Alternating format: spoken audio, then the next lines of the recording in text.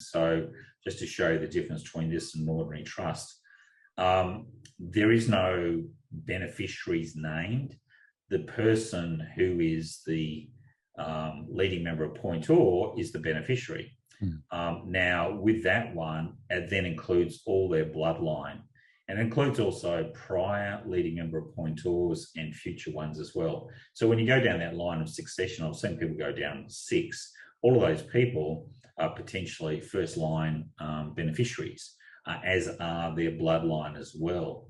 So that then creates, when you go through the process, if it's not joint leading member appointors, your spouse isn't included. And quite often people who in there have been through a very bad divorce, getting in a new relationship, they tend to leave the spouse or the de facto off. So they just want to keep that in a closed loop there. So what we do is it's really focused on the leading member appointors and also who their bloodline is.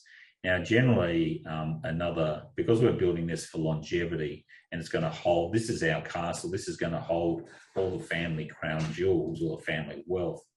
We want to make sure that it goes, one of the weaknesses in trusts in Queensland and many other states is that once you get to around 80 years, you have to wind them up and dispose of all the assets, and that creates capital gains tax and stamp duty issues. Whereas what we do is, even if it's a Queensland trustee, Queensland assets, we can still choose the jurisdiction to be South Australia, which is my old hometown, and that means that 80-year rule doesn't apply, so they carry on into perpetuity or forever, which really starts to see these really long tail trusts that can be established.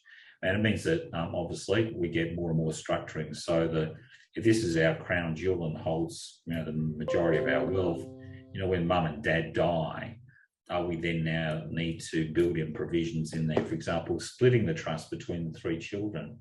So each child has its own little sub-trust within there. And again, it's very stamp duty and also tax effective because there has been no disposal. It's still all owned by the trustee itself. So again, from my perspective, there's also great asset protection.